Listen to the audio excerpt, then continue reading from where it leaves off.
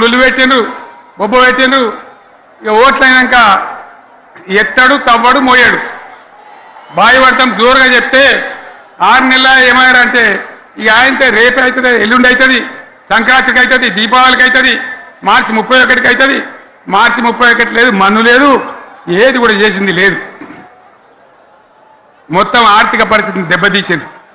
తెలివి తక్కువ పనితోని, అవివేకం వల్ల, అజ్ఞానం వల్ల పరిపాలన చేయరాక సర్వనాశనం చేసింది.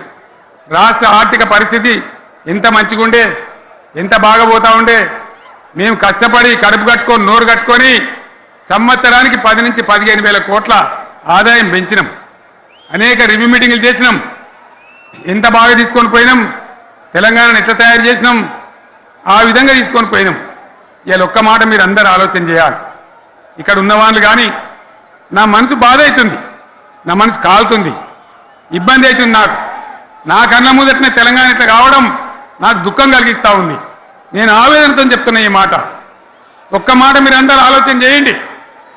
తెలంగాణలో భూముల ధరలు ఎట్లుండే, కేసీఆర్ ముఖ్యమంత్రి ఉన్నప్పుడు, బీఆర్ఎస్ రాజ్యం చేసినప్పుడు భూముల ధరలు ఎట్లుండే. ఆనాడు కొనేటోళ్ళు ఎక్కువ ఉండిరి,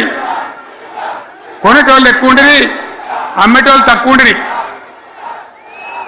ఇవాళ ఆపదకి అమ్ముకుందామంటే భూములు కొనేటోడు ఉన్నాడా?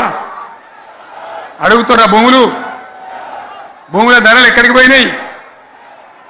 ఎవరికన్నా 5 ఎకరాలు డాంబర్ రోడ్డు పక్కకుంటే నేను 5 కోట్ల మనిషిని, నేను కోటీశ్వరుని ధైర్యంలో రైతులు ఉండ్రి. ఇవాళ అడిగేటోడు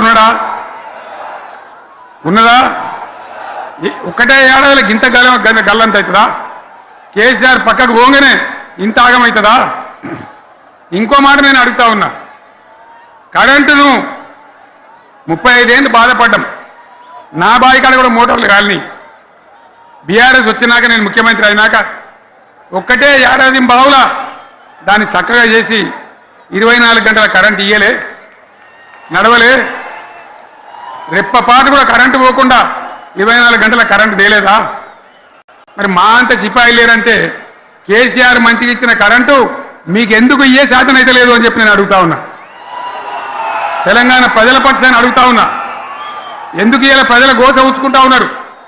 మళ్ళా మోటార్లు కాలుతున్నాయి, ట్రాన్స్ఫార్మర్లు కాలుతున్నాయి, లంచాలు పెరుగుతున్నాయి. అది శాతం అయితే లేదా? మళ్ళీ ఇలా తెలంగాణ పోవన్నా మోటార్ పెట్టడానికి? ఏం దౌర్భాగ్యం ఇది! ఎటువంటి శని నెత్తి మీద పెట్టుకున్నాం మనం. మీరందరూ ఆలోచన చేయాలి. భూముల ధరలు ఎటుపోయినాయి, కరెంట్ ఎక్కడ ఎవడెత్తుకపోయా? మిషన్ భగీరథ అసెంబ్లీలో నిలబడి ఛాలెంజ్ చేసిన నేను. 5 ఏళ్ల లోపల ప్రతి ఇంట్లో నల్లా పెట్టి నీళ్ళేయకపోతే మళ్ళా ఎలక్షన్ల పార్టీ మేము నిలవడం, ఓట్లు అడగము అని చెప్పిన నేను. ఎవరు చెప్పాలి? దమ్మున్నోడే చెప్పాలి. చేసి చూపించినాం, నడిపించినాం. ప్రతి ఇంట్లో నల్లా పెట్టినాం. కృష్ణా గోదావరి నీళ్లు తెచ్చి ప్రతి ఇంటి ముందర దుంకిచ్చినాం. అది మీరందరూ దానికి సాక్ష్యం. ఇలాగా మంచినీళ్ళు కట్నే ఇల్లు పెట్టినపోయి ఉన్న పథకం కేసీఆర్ ఆయమల్ని అయిపోయింది. ఇంకా మంచినీళ్ళు కూడా ఏ శాతం అయితే లేదా?